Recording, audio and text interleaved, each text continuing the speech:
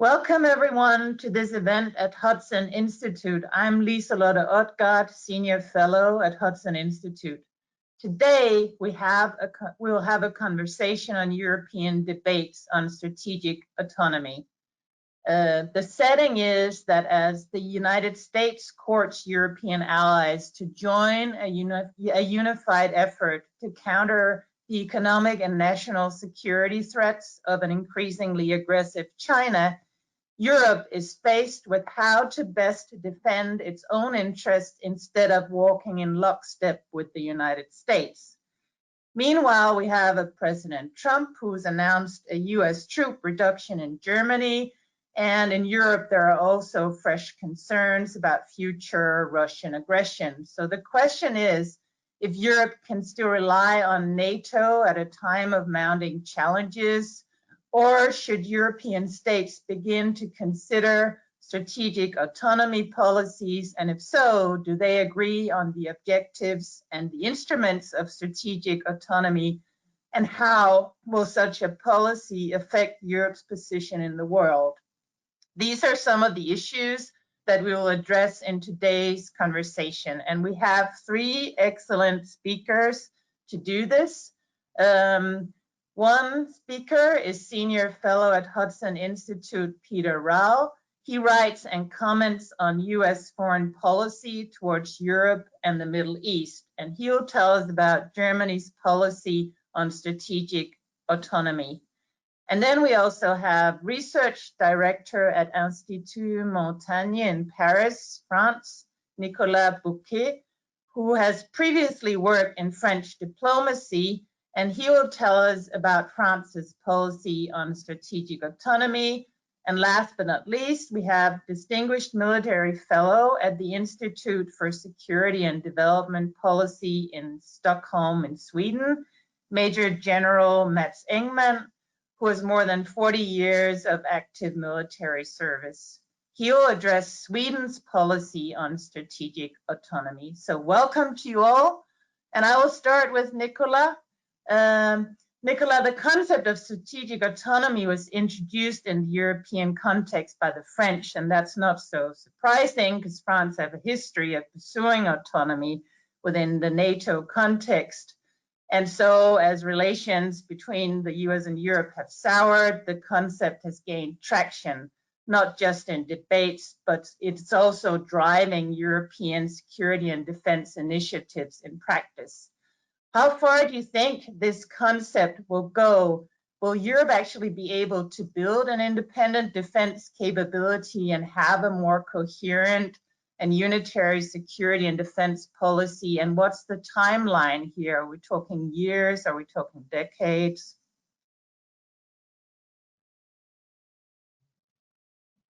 Thank you very much. Thank you for the invitation. About the way that the concept of strategic autonomy is going to really gain traction and become reality, I think it's very much a story of a half full or half empty glass. And the example of the European budget for defense is a very good example. It was supposed to be 13 billion. That was what the Commission asked. And now, after the negotiation of last week, it's 7 billion.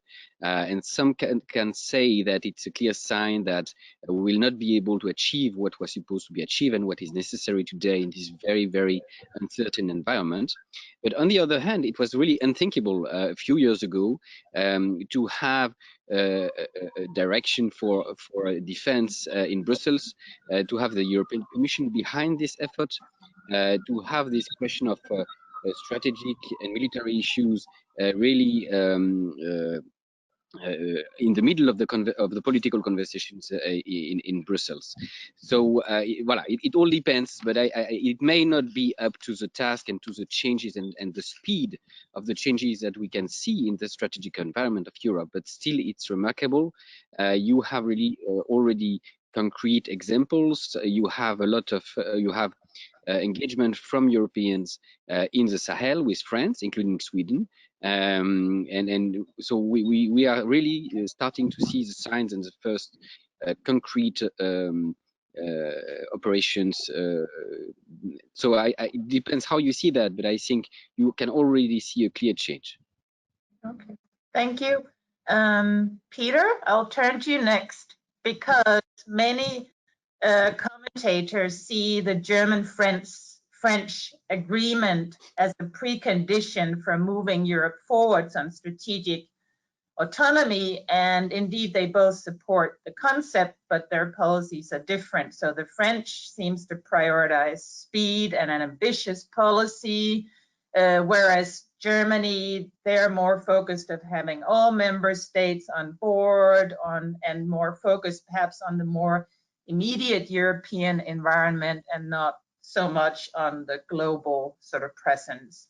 Do these differences in preferences jeopardize the project of strategic autonomy in your view, or can Paris and Berlin drive this process forward despite their differences? Well, thank you, Lieselotte. We may be colleagues at Hudson Institute, but I never take for granted being invited to speak at my home organization. So thanks for asking me to come on today. It's great to be with you and our two outside guests. I recently participated in a conference with the Martin Center, the think tank of the European People's Party in Brussels, the de facto think tank of the EPP. And as one wise observer of affairs in Brussels, a long-time Europe hand, put it to me when we're discussing strategic autonomy, if you asked 100 people about strategic autonomy in Brussels, you get 100 different answers. Or if you asked 100 people in Europe how to define it, you get many different answers. That may be true, but of course, focusing on the Franco-German point of view is most important, given that I think the cliche is absolutely true that the Franco-German engine is the engine of Europe. And for anything, as we just saw, to the COVID response to become reality, it requires a French-German baseline position.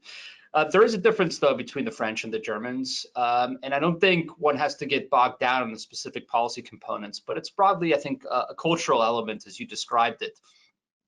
It's in the German DNA generally to avoid security and military engagements altogether. One thinks back to the Trump administration's strikes on the Assad regime. It immediately asked for French and British support. President Macron and the Brits were very forthcoming. One thinks back to the Obama years when President Hollande was eager to reestablish a deterrence on the use of WMD.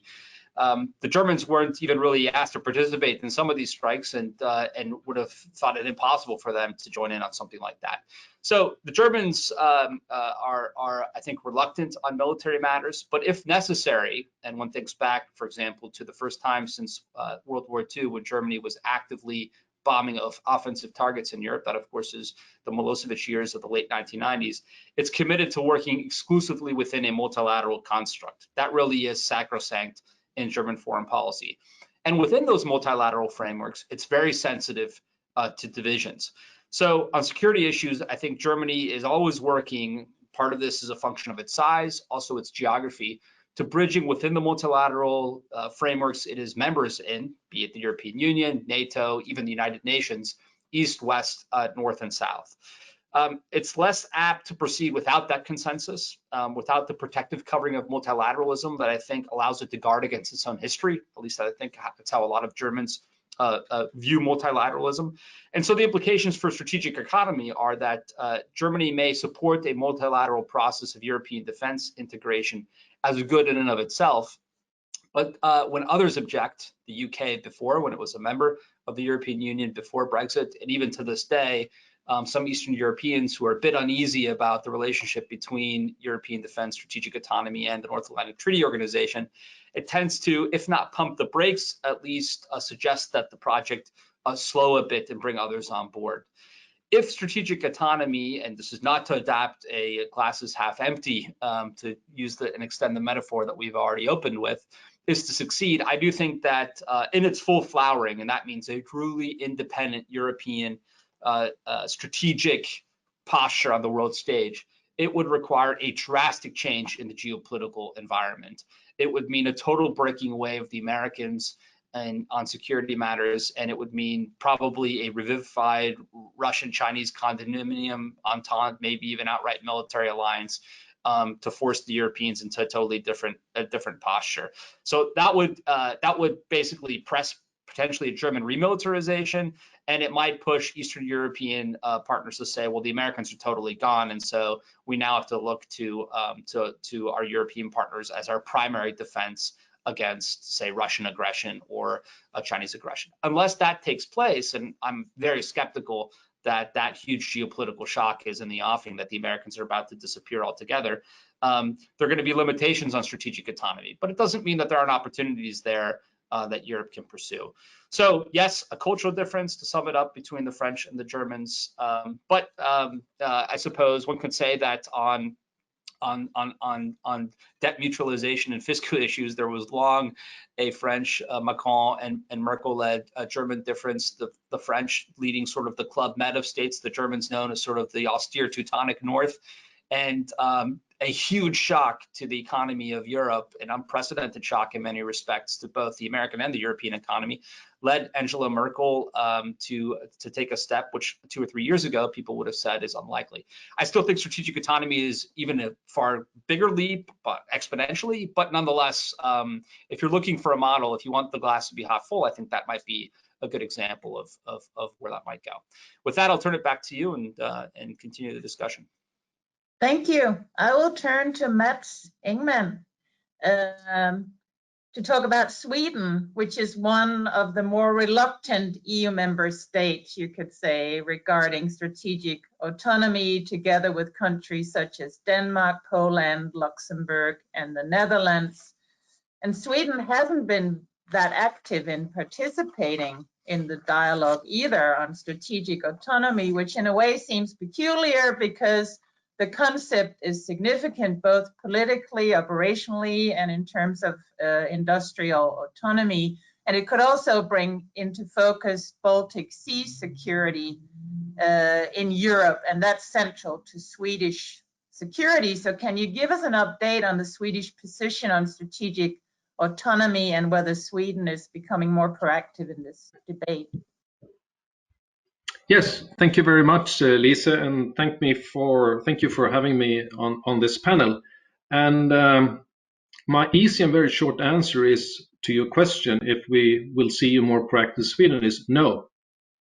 I don't believe Sweden will become more active, and I don't believe we should be surprised either. And let me give you 3 reasons behind why I don't think we should be surprised. One is the Swedish tradition of security and defense policy. The second one is something that Peter brought up about how Stockholm views the current concept of strategic autonomy. And the third one is our view of the transatlantic link. So starting with the tradition and the history, I think Sweden generally takes a very cautious approach on security and defense policy and a step-by-step approach, and we don't easily, raise our hand and dare to lead, especially when we talk about hard and military security related issues.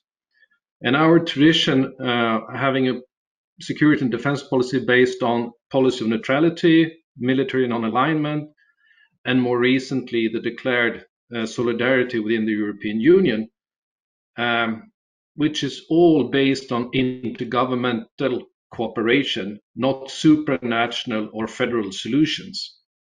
And I think this is my take on how I view what's happening in Sweden over the last 4 or 5 years. We have started to develop they have started to develop what I would term like a multi-layered defense and security policy, like an onion, starting with the core, which is the Nordic cooperation and especially the Swedish-Finnish cooperation.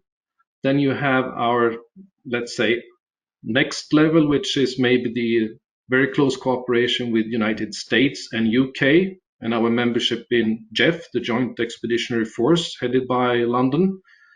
Then we have our privileged status in NATO as enhanced opportunity program members. And of course, our very active participation in CSDP, especially on the operational side, where I think Sweden has been taking part in most, if not all, of the military CSDP missions so far. And of course, also our active involvement in United Nations. And all of these are also intergovernmental cooperations.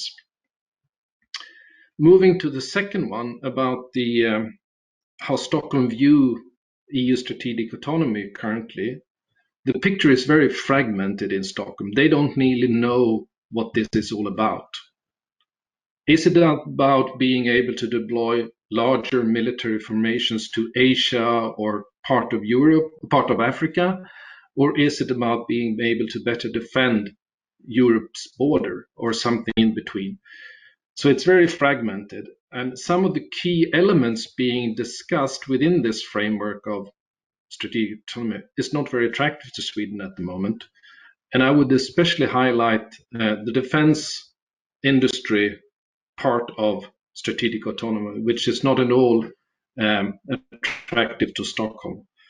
And we also, I think there is a, how should I term this, a bit of a risk assessment that there is a element of protectionism within strategic autonomy, how it's been discussed, and that is something not in line with Swedish thinking at the moment. The third element, which is the transatlantic cooperation, is, I think that is a, I would term it that it's vital for Swedish defense. And it's not just about the United States and Sweden, it's also about UK and Sweden. And it encompasses both industry, operational, technological, research, intel, etc. So I think until the concept of strategic autonomy is well defined and the major actors, including United States, support this effort, I do not believe you will see a change in the Swedish position. Thank you, Mats. I think I will turn to the question about US and China and how they influence the future of strategic autonomy, because it's pretty obvious that Europe's relationship both to the United States and China is in flux. And Europe seems to be caught between a rock and a hard place. You have a US that demands that Europe carries more of the burden in terms of budget and capabilities within NATO. And the US is not particularly keen on an independent European sort of defense capability either. And at the same time, you have relations between Europe and China, which is increasingly difficult since China seems reluctant to compromise on European demands for more fair geoeconomic play from China. And also China continues its efforts to undermine European Union unity by its cooperation with the 7+1 countries and others. So how do you think the US-Chinese strategic competition and their Europe policies will shape strategic autonomy in the years ahead? Maybe we can start with Nicola. Yeah, with pleasure. Thank you, Liselott. I think it's absolutely a key issue. We are all very aware of that. Europe is clearly aware of that. All the work that has been done recently to better define the nature of the threat coming from China, the common policies that could be implemented at the European level, it's really a huge work. Here again, we can see the glass half full or half empty, but the scale of the change in Brussels and in the European capitals is very important. So now the question is, how does this relate, and what could be the transatlantic platform for that? It's clear that Europe doesn't want to be the battlefield of this battle between US and China. It wants to be a player. So here, two questions. Is Europe able to be this player? That's mainly a question for Europe itself, about its cohesion, about what can be done in Brussels, about how the different capitals are playing together, including playing hardball, because this is clearly a hard game. And Institut Montaigne has just issued a report on that question that was, I would say, reasonably optimistic about the ability of Europe to be a player. But that's also a question for the US, because in that big challenge, Chinese challenge, the question is: do the US want to have Europe again, as a battlefield or as a player and a real ally. And this would require really to respect the ability of Europe to be united, to do its own choices, and in a way to trust really the fact that we are of the same Western family. Meaning, it will not be because the fact if Europe really manages to be one player with clear policies, with way to weigh in that world competition, will not mean that we will, as Europeans, play a balanced game between the US and China. That would be a problem for the US. I mean, we clearly belong to the same camp. We clearly belong to the West, and the more Europe will be able to really look after its interests, and the more solid an ally the US would be able to count on. So this is, I think, a clear question for the US. We have been very interested in seeing clearly efforts from the Trump administration. Matthew Pottinger was in Paris last week, I think, or 2 weeks ago. We have regular talks. We organize talks between European and US officials and experts, and clearly we see the willingness to engage in a real conversation and real collaboration. So in a way, we are all in Europe looking to waiting to see what will happen in November. If it's another Trump administration, will this administration continue in this way of a real concrete collaboration on that? And if it's a Biden administration, what will it mean? And will there be a willingness to engage with Europe as a coherent partner in that prospect? That's really one of the main questions we have in mind when we will look at the result of the next election in the US. Thank you. Maybe we can turn to Peter, and he could maybe fill us in on the Trump-Biden issue, since he's here with me in DC, but also a European expert. Peter? Well, you've been here long enough to where we can make you an honorary American, and you can chime in as well if you like. But maybe I'll just start by saying, I think the challenges for a joint American-European, let's call it Western, and add to that the Japanese, the Australians, and a few other treaty allies like the Filipinos. I think the challenge for forging a joint China strategy is minor in comparison to the Chinese attempt to forge a position with Europe, or even keep Europe sort of Finlandized or neutralized in an American Chinese competition. And I say that because I think President Trump's brashness and some, I think, strategic choices the administration has made, like prosecuting a trade dispute with the Chinese separate from Europe, doing it on a bilateral fashion, has covered up some of the fundamental alignments between the US and Europe. But they're clearly there, and we see with Pottinger's trip to Europe, the French decision, I think it was yesterday, the British decision just before that on Huawei, among other decisions, the Italian decision to exclude Huawei out of part of its network, despite being a member of the Belt and Road Initiative, the only G7 country, or the first G7 country to do so. I think there's a basic alignment. Whereas I think the Chinese, with President Xi's famous speech at Davos, I think in 2017, where he had complete command of the vernacular of multilateralism and kind of European diplomacy, it's difficult for the Chinese because they say these things, and then in the end, it's very clear that they don't actually mean any of it. And so when we look at the negotiation of an investment treaty between Europe and China, the Europeans, I think, have woken up in a lot of respects to Chinese economic practices and are playing a much harder line. So the point being, that's a long roundabout way of saying, I think an American-European or an American-Western alignment on China is eminently possible, and we have, I think, advantages built in there that the Chinese do not have in their attempts to break up the West.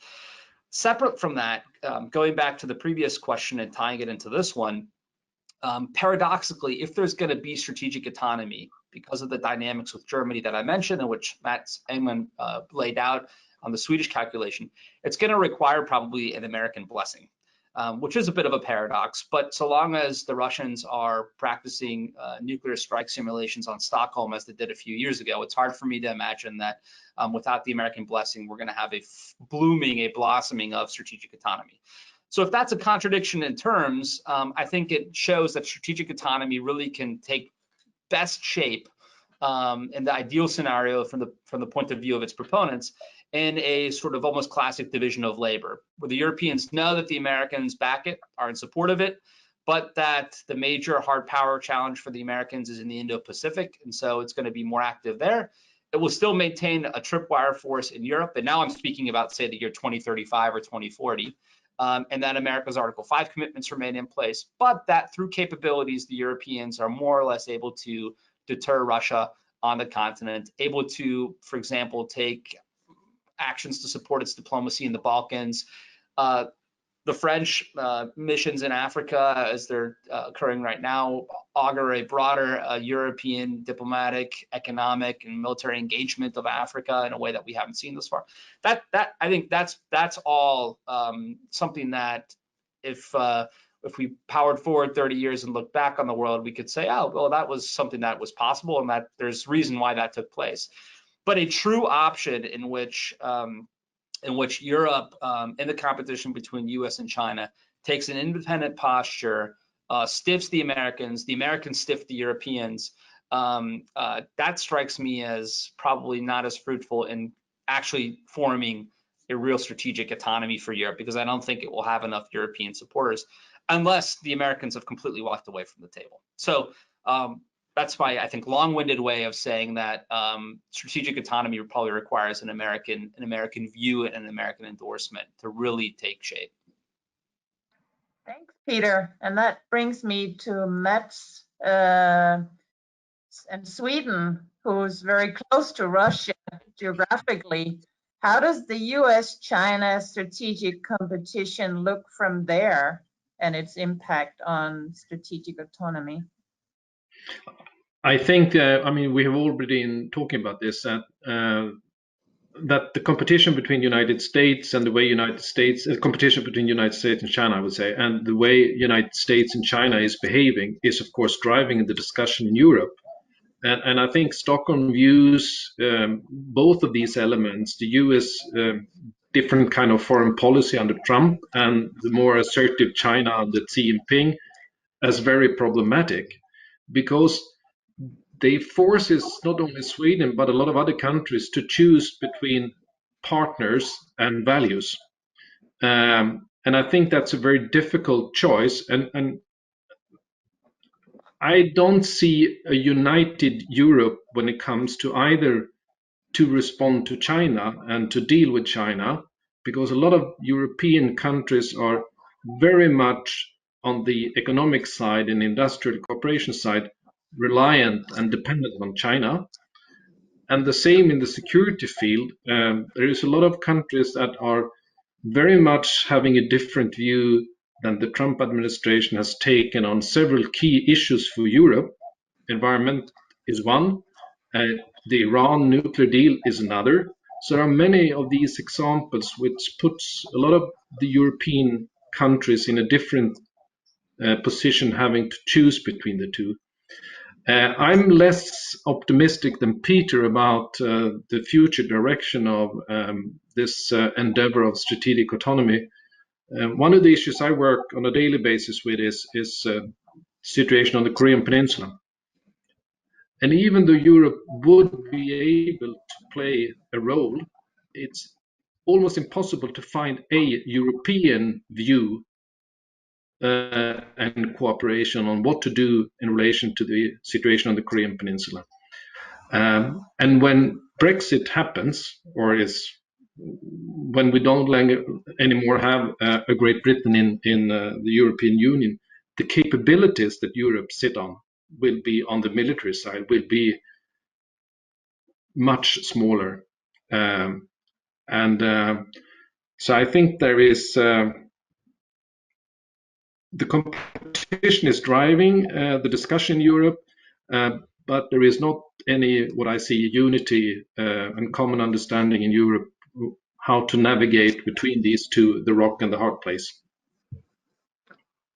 Thank you, Mats. I want to pursue the issue of transatlantic relations a bit more, and specifically NATO, because some people argue that strategic autonomy is not feasible without a significant transatlantic component, and therefore NATO will continue to play a key role in providing collective defense. And others think that Europe itself should provide collective defense and not rely on NATO. How do you, Nicolas, see the future of NATO in the context of strategic autonomy? Will NATO continue to be the main instrument, or will it evolve into more of a coordination instrument? How do you see that? Yeah, so I think it's a very important question. It's very important that there is a clear answer from the French side, at least. And I'm not sure it's an official position, but I think it's very important for us to state that this is not a zero-sum game. What you build, what you give to the European defense is not what you take from NATO. I think that's absolutely key. And NATO is the only instrument we have, the main instrument we have to work together among Europeans. Very concretely, you know, interoperability, for instance, today between our navies, between our air forces, this is NATO. This is thanks to NATO. So I think it has to be very clear that all the capabilities we build, all the effort we make, all the investment we do, can serve both for NATO and for a European strategic autonomy. It clearly goes both ways. It's not a zero-sum game. Sorry to repeat it, but I think it has to be very clear. Now, this doesn't mean that we don't have to prepare for the case if there is no US engagement. What if, as Europeans, it is clear for us that we have to go together and to intervene in some part of the world, maybe for defend Europe, for somewhere else. We will talk maybe later about the question of the strategic view. But if we feel we have to do something, and if the US are not committed, then we need to have a way to do it together. I mean, what happened in recent years in Syria or elsewhere is clearly a signal for us to be prepared for that. That's not something we wish. I mean, to be very clear, we are not happy as French when we see that there is less commitment, maybe for NATO, but we need to be prepared. The fatigue, the war fatigue, the fatigue for the fact that the US doesn't want these endless wars anymore, that they are an ocean apart, all this is going to stay. Will it be a Biden or Trump administration next year? So that's not something we wish, but that's something we need to be prepared for. So very important, NATO is a key element for us. It's a fantastic strength for the Europeans to be able to work together. We need to be prepared if we have to act without that framework. So strategic autonomy could actually strengthen NATO, but it's also a way of making sure that Europe can defend itself no matter what happens, as I hear you. Yes. Peter, what would you say to that assessment? Do you agree?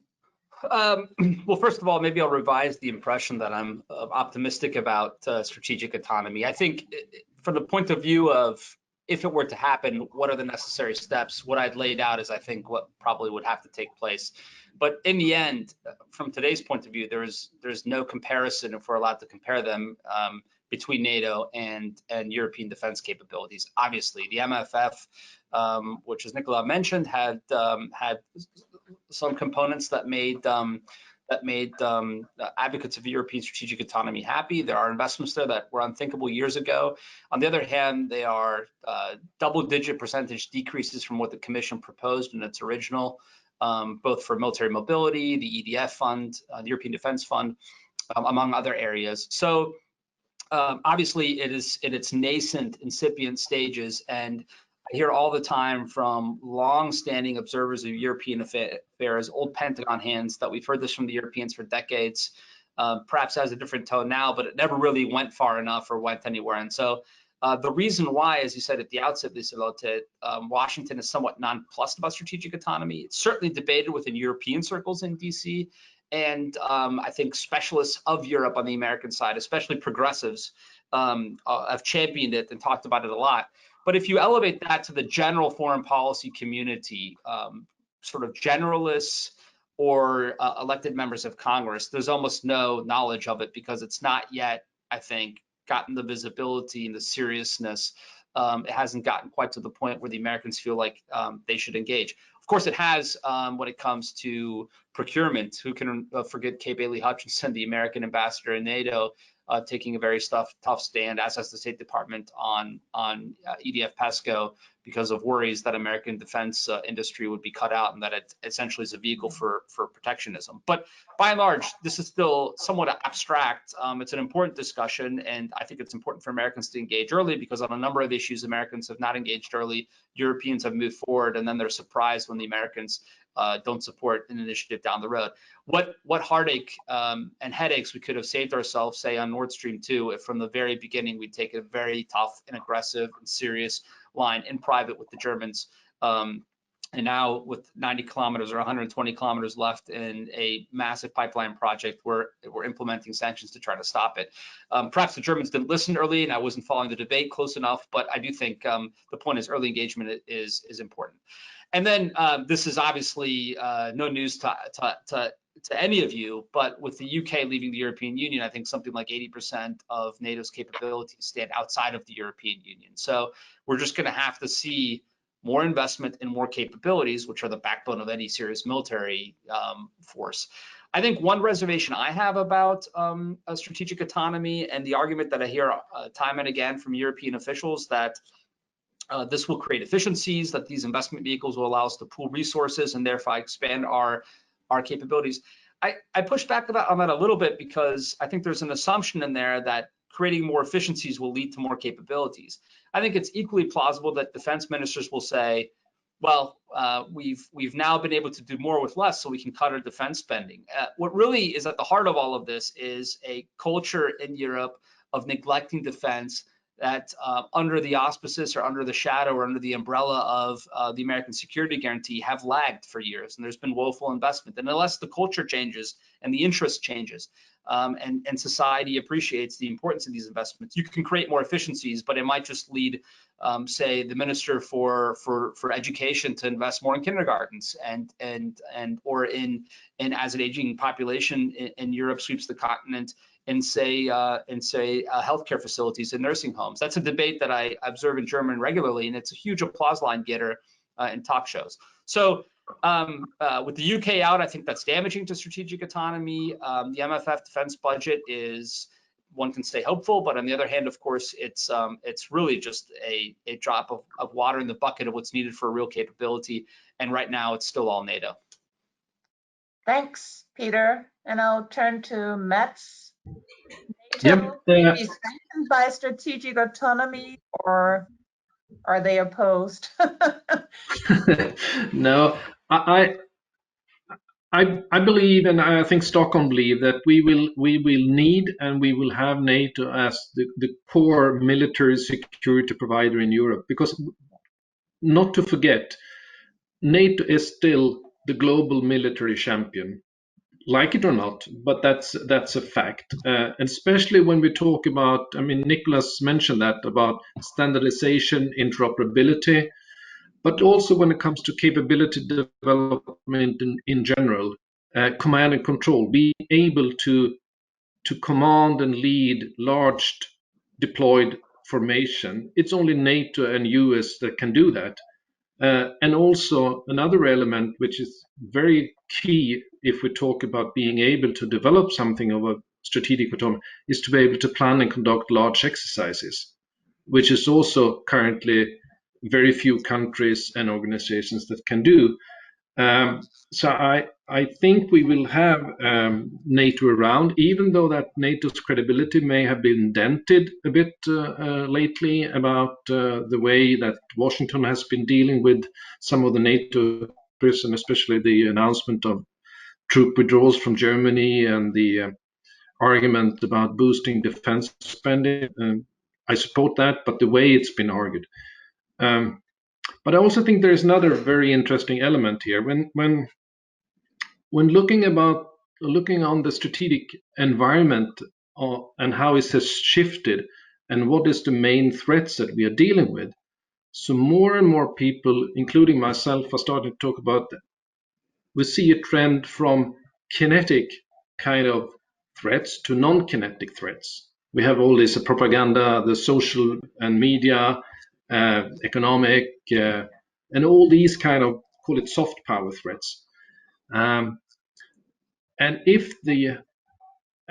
as these tools of power becomes more powerful, more potent, countries are more likely to be using these powers than to deploy military forces in the traditional way.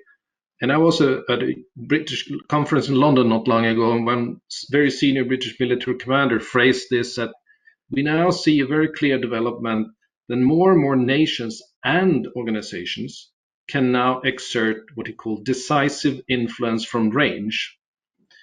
So here is an opportunity for have a closer and more fruitful cooperation between EU and its ambitions and NATO, where maybe NATO could be more focused on the hardcore military side, and EU may be taking on a more ambitious agenda when it comes to developing counteractions to these kind of, if I call them the soft power tools. So hopefully that can be, instead of embarking on doing a bit of duplications, to be able to deploy large military forces outside Europe. That's an interesting idea. Did you have a two-finger, Peter? I do. I neglected to mention, I think, one argument that I don't share this analysis at all, but I'll make it anyway because I think it's gotten some currency in Washington, and that is that strategic autonomy, or at least an EU military capability, however it's defined, is a way to bypass a Turkish veto within NATO. And so as NATO's relations with Turkey deteriorate in a whole host of different respects, the Europeans and even some Americans who are hostile towards Turkey think that this is a way to get around a Turkish blockade. So that's a consideration, I think, that that should remain in people's minds. Although, quite frankly, I don't share the analysis at all, but for entirely different reasons, which we don't need to get into. Thank you. I want to return or go to something which has, by some has been called the Hamiltonian moment in Europe's history, which is the budget. Europe has just agreed on a groundbreaking plan to jointly borrow 750 billion euros in response to the economic consequences of the pandemic. And the plan is attached to a new 7-year budget for the EU of more than 1 trillion euros. Do you see any consequences for strategic autonomy of this agreement? Nicholas, you mentioned it in the beginning, so perhaps I'll start with you again. Yes, I think here it's difficult. I think you have two ways to see it. The first way is clearly this is a Hamiltonian moment, and we can expect from that a change in the nature of the EU towards some kind of federalism. I mean, once you start to borrow together, then of course other steps are following. So this is something very important. We will have to closely monitor and see what could be the fruits in the future. On the other hand, the negotiation around the MFF, which is the budget for the European Union for the next 7 years. That's the way the EU budget is done. So what has been given to this huge action against the crisis, some of it is now lacking in the budget, in key elements, which is this budget for defense that is important, but not as important that it was supposed to be. Also, less money for the European diplomacy, for European action abroad, outside of Europe, less money for research. So in some of the key areas that are very important to develop Europe on the really the strategic matters for tomorrow, which is technology, which is ability to influence its neighborhood or other countries. If you take space, for instance, budget for space has been cut also. So in all these areas, voilà, you can see that the money and maybe the political will is lacking. So really what we have seen in Europe is very important. In a way, it's very positive, but we really have to closely monitor what will follow. And I'm not so sure about the final result of that. Thank you. Peter, what are your views on the budget? Well, I do think there's a paradox. On the one hand, there's a debt mutualization component that's substantial, but it was tied to the COVID crisis, and it was sold, I think, in a lot of respects as a response to an extraordinary economic event. The coverage immediately afterward, then I began to see this in a lot of European media and even from quite a few politicians, is to sell it as a precedent for not just future crises, but the way Europe might proceed towards this Hamiltonian economic integration, which I think is a bit of sleight of hand and actually somewhat dangerous, because to in effect construct a house on a weak foundation of support or identity or whatever it might be could lead to catastrophic results down the road. So I'm always cautious in that I think it's important to develop a European identity and then build the institutions and structures on top of that, rather than the institutions and structures and then hope the European identity catches up. That tends to, in moments of crisis, like the financial crisis a decade ago, now the COVID crisis, create certain fault lines and gives pernicious forces political openings. So there's that. I also think that just as was just said, of course, the big winners are the common agricultural policy and the cohesion funds, which are the funds basically to continue buying support among some European states for European Union, for the budget, for solidarity, and the agricultural policy. And then those areas which are going to matter in the competition of the future. Mats Engman mentioned that competition of the future is not just Russian tanks across the Fulda Gap. It is a digital economy, high-tech innovation. Those areas suffered somewhat. But I guess one could also say that when we speak of cuts, we're really speaking about cuts in relation to the initial Commission proposal. Compared to the last cycle, these are actually all areas that are being plussed up somewhat. So in that sense, you know, they're not really cuts. I mean, they're cuts based on a Commission proposal that never was reality in the sense that it hadn't been decided. But they're certainly not cuts compared to the last budget. So I think that we know this is a big moment. The question is whether or not it is a one-off or if it is a precedent setter for European fiscal integration. And the second point I would make is just the importance of developing a European identity to support European structures, or else you run the risk of real problems and sort of almost revolution down the road. Thank you, Peter. Mats, the recovery plan, the budget, and European security and defense, how do they go together? Yeah. First of all, I think, and this is my very personal take on this, is that the scale and the level of the recovery fund, particular, is an illustration on how serious Europe's leaders view some of the vulnerability within Europe that the corona and the COVID-19 has laid bare. So I think we will see a move towards focusing on other areas than military and security within Europe. I think we will see a focus on more civil resilience, if you will, civil total defense, if you like, health issues about being more self-sufficient in areas where we now extremely dependent on supply lines from Asia. I mean, medical equipment, I think every country in Europe has their own story on how they've been affected by who's making the decisions in China and who gets the equipment. So I think we will see a trend towards a more inward-looking Europe in order to deal with these internal and difficult problems. And I think the recovery fund is an illustration when it comes to the scale of it. And it took some serious negotiation, and it was very difficult for some countries to be able to finally accept the recovery fund and the long-term budget. Sweden was one. It's a debate in Stockholm about if this was within the kind of parliamentary approval that the prime minister had in Brussels or not. He's been. We have a kind of constitutional court, and one of the parties has already raised the issue in that constitutional court that he overstepped his authority.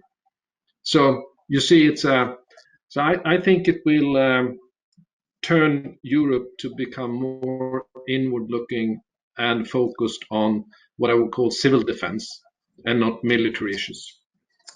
Interesting. Thank you.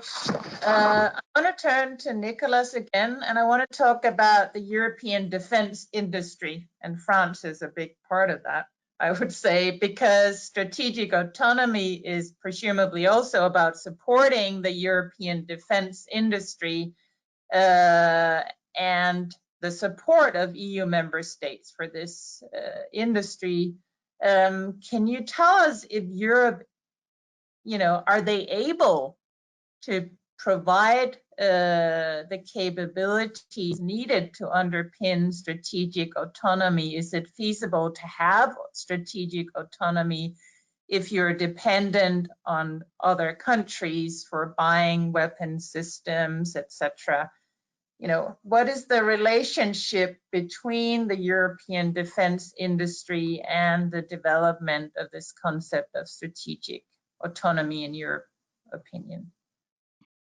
Yes, of course. So I think of course, the defense industry is a key part of that. Technology is absolutely key in developing the strategic autonomy, but we can also see what strategic autonomy isn't or cannot be, which is self-isolation and the ambition to be able to do everything alone, even at the European scale. It's clearly not feasible.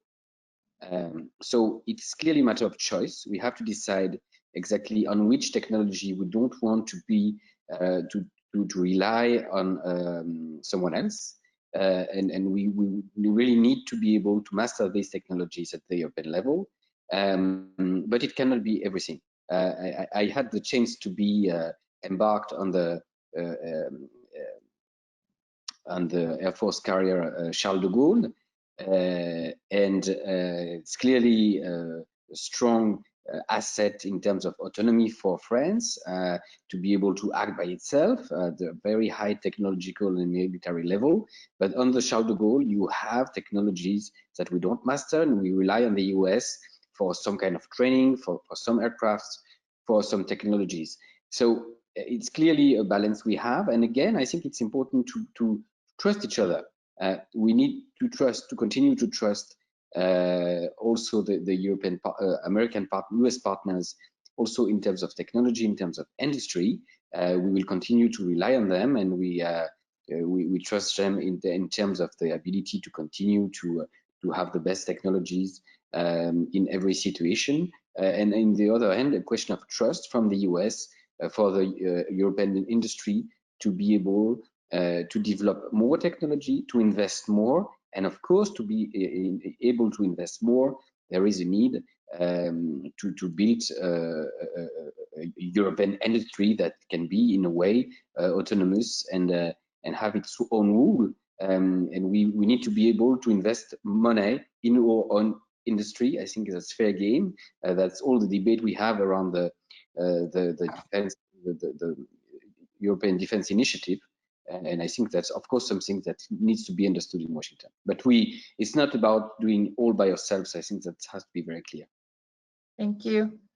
Peter, Germany also has quite a substantial defense industry. What's the view in Germany on this relationship between the European defense industry and strategic autonomy? And you mentioned before the US was critical of, would they be able to play the same role in selling weapons, etc. Can you comment on both of those? Well, not to be polemical, but I am a little amused. In Washington, we hear oftentimes the biggest supporters of an independent European defense capability and industry, which they say is important in order to sustain European support for increased investments, larger outlays, more capabilities. In the one breath, talk about this as important, and in the next, they whack the administration for making basically the same argument when it comes to Midwestern automakers, right? Where basically the argument on the American side is that, well, look, if you want to sustain support for free trade across a whole level of commercial applications that are not military, like cars, then you have to understand that we have to put in place some guards and some American job support provisions. So maybe this is just the back and forth between Americans and Europeans on this, but it's also something that you hear from Americans a lot of times. So, anyways, that point aside, I mean, I don't know if the Germans think as coherently about the link between defense infrastructure and industry and strategic autonomy for a lot of the reasons I discussed early on. They're all for investing in a defense capability. I think where this really has made news in the last several years and where the friction points lie is what it means then to have a flourishing European defense capability. Are you able to export certain capabilities to, say, Saudi Arabia or other places? There's been a Franco-German split on this. There was a wonderful report in Der Spiegel, which is one of Germany's kind of more intellectual center-left magazines that detailed some of the really tough discussions in Paris between the French and the Germans over what would happen once this this industry was stood up properly, and where you could export and where you couldn't. The French take more of a forward-leaning view on that than the Germans, who worry about humanitarian considerations, human rights, and so forth. Maybe a bit differently, a bit less Gaullist, maybe. On the other hand, the other thing, I think here too, there are some questions about what this might look like in the future. I was speaking to again, not to bring up old Pentagon hands and colleagues, but to one who had toured a European fighter facility years ago when he was still in government. And the way it was being explained to him was basically, well, this component is from Germany, this one from France, this part of the wing is from Holland or wherever. And after a while, he thought to himself, is this ever going to be able to fly? Is this really going to be able to kind of be put together? And so I think there are some questions about how it will work, where it will take off, and in the end, I suspect the Americans want two things. They want a transatlantic market.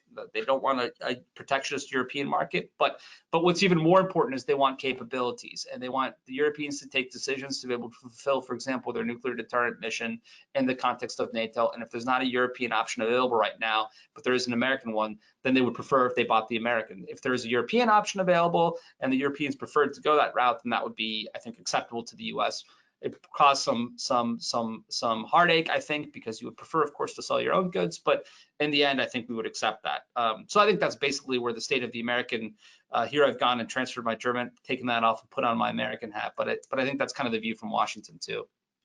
Thanks. Mats, Sweden also has quite a sizable defense industry. Do they see any opportunities from this point of view in strategic autonomy? Yeah, I think this is one of the most difficult issues I think Stockholm has with strategic autonomy, and one of the operational element that's been discussed within this framework is the European Defence Fund, and how it's set up and the regulations around the European Defence Fund makes it really difficult for large part of the Swedish defence industry to be supported by the fund. But the Swedish taxpayer should pay to the fund.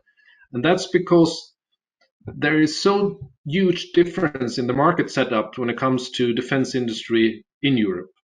You know, Sweden's defense industry market is a liberal market economy, free ownership of the companies, and most of the Swedish defense companies are either owned by a combination of Swedish and international, often US or UK companies, versus France, where it's more or less state control. So this makes it a key challenge for Stockholm to try to harmonize and reconstruct defense industry in Europe. But I think there is some other key elements as well.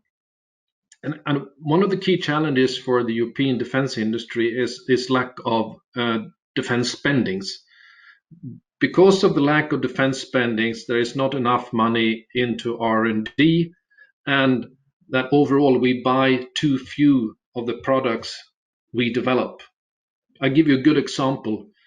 The next generation of Swedish conventional submarine, which is a very highly capable submarine, it's been ordered in 2 boats.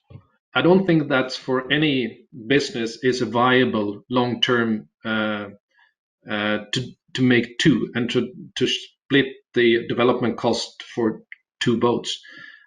And I think we have 3 or 4 of these kind of companies in Europe that do sophisticated conventional submarines.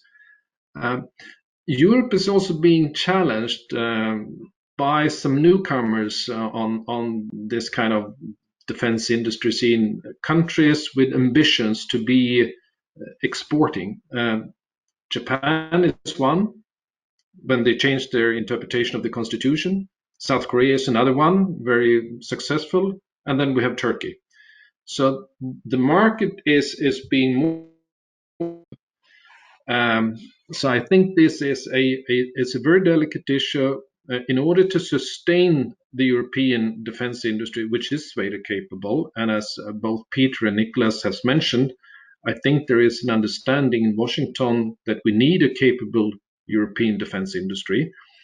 I think, first of all, we need to increase the spendings, and we need some kind of agreement so we're not competing on the same market with the same kind of products. There are too many small national champions that are being protected by their own government, which is not a long-term solution. Thank you. Thank you. That's a very important point. Last question for a brief comment from each of you. European cooperation always had many ambitions, but there were also always many dividing lines. And yet, despite all these many problems through the decades and prophecies of disintegration of the European Union, have somehow managed to overcome these divisions and move toward more and more binding cooperation. What is your prediction for strategic autonomy? Will it remain in the realm of far-fetched dreams with little political substance, or will it develop into a major political project, as we have seen with the Eurozone, for example? Nicholas, you want to start? Yeah, so it's difficult to predict. I don't think it's predictable. The thing is that, to me, you know, there is a common wisdom on the European Union that it is also always developing in the middle of crisis. And in a way, that's what we have seen with the last with the result of the last European summit. There will be a military security crisis for Europe very soon, probably, and the question is whether what we have built in the next years will enable us to react quickly and in a way that we can ensure our security. So in a way, I think there is the hope that the next crisis will help us go further and quicker in order to be able to build that ability to defend ourselves if we need to. But there is also the risk because we are not dealing with financial crisis, we are dealing with security, we are dealing with people that want to harm us. That's clearly something now that is very clear. The danger is if these people that want to harm us will not let us give us enough time to react, being on the cyberspace, on space, being on all these new threats that we will have to face in the future. So that's what I think, that there is clearly an emergency, an urgency to act and build what we will need to defend ourselves in the future. If we want if we don't want to be surprised by something that would be very, very bad surprise for us even in the near future. Thank you.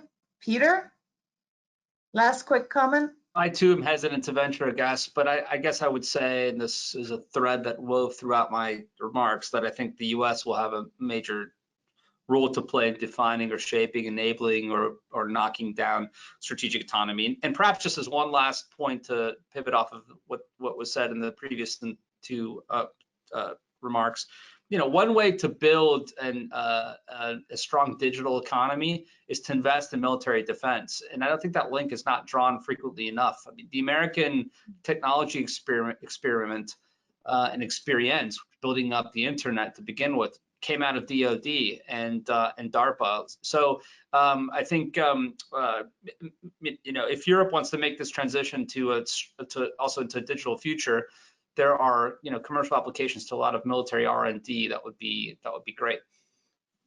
Thanks, Peter. Mats, you get the final word. Okay, so stick my nose out a little bit. I think it's very unlikely we will see European Union in the next, let's say, 4, 5, 6 years develop into what we have been talking about, strategic autonomy. I think there are two factors that could change this. One is what's happening in Washington.